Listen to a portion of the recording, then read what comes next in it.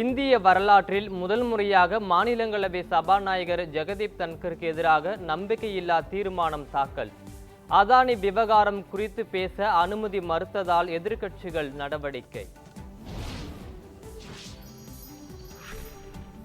பள்ளி மாணவர்களுக்கான கல்வி உதவித்தொகை உச்சவரம்பை அதிகரிக்க கோரி பிரதமர் மோடிக்கு முதலமைச்சர் ஸ்டாலின் கடிதம்.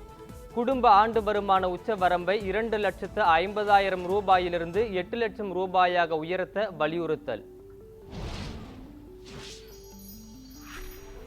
தமிழ்நாட்டில் 1000 தடுப்பணைகள் கட்ட நடவடிக்கை எடுக்கப்படும். சட்டப்பேரவையில் அமைச்சர் துரைமுருகன் அறிவிப்பு.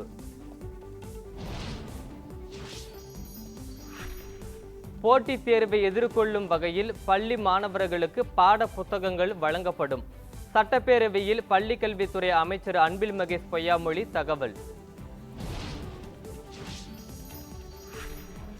ஊவே சாமிநாத ஐயர் பிறந்தநாள் தமிழ் இலக்கிய மறுமலர்ச்சி நாளாக கொண்டாடப்படும். சட்டப்பேரவையில் முதலமைச்சர் ஸ்டாலின் அறிவிப்பு. தமிழ்நாட்டில் முதலீடு குறித்து தொழிலதிபர் அதானியை சந்திக்கவே இல்லை. அதானி மீதான நாடாளுமன்ற கூட்டுக்குழு விசாரணைக்கு பாஜக, பாமக ஆதரிக்குமா எனவும் முதலமைச்சர் ஸ்டாலின் கேள்வி.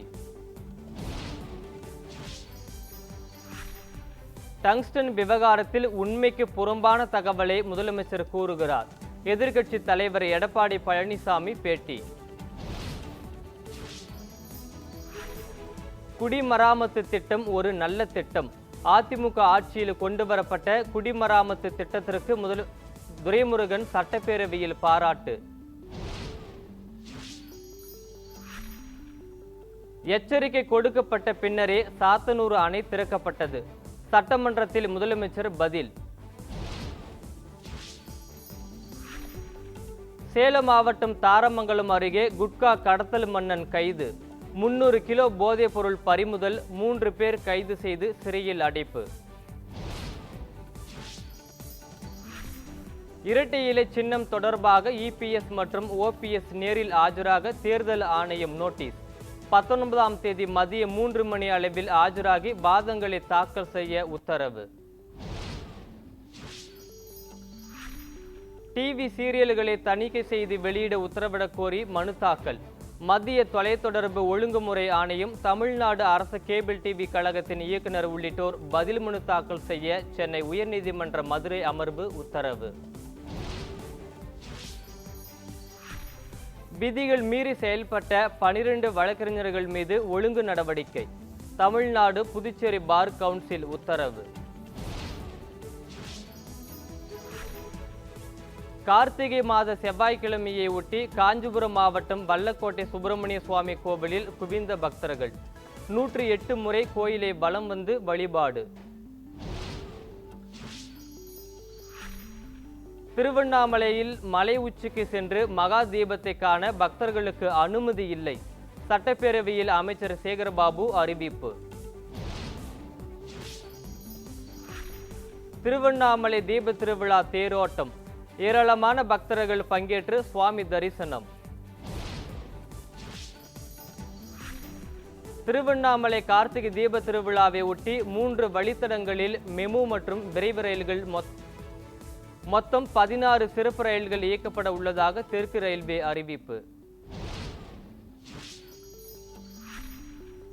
தெலங்கானா மாநிலம் செகந்திராபாத்தில் இருந்து ரேணிகுண்டா, திருவண்ணாமலை, திருச்சி, தென்காசி வழியாக கேரள மாநிலம் கொல்லத்துக்கு பயணிகள் ரயில் சேவை. வரும் 19ஆம் தேதி முதல் சிறப்பு ரயில் சேவை தொடங்கும் என தென்னக ரயில்வே அறிவிப்பு.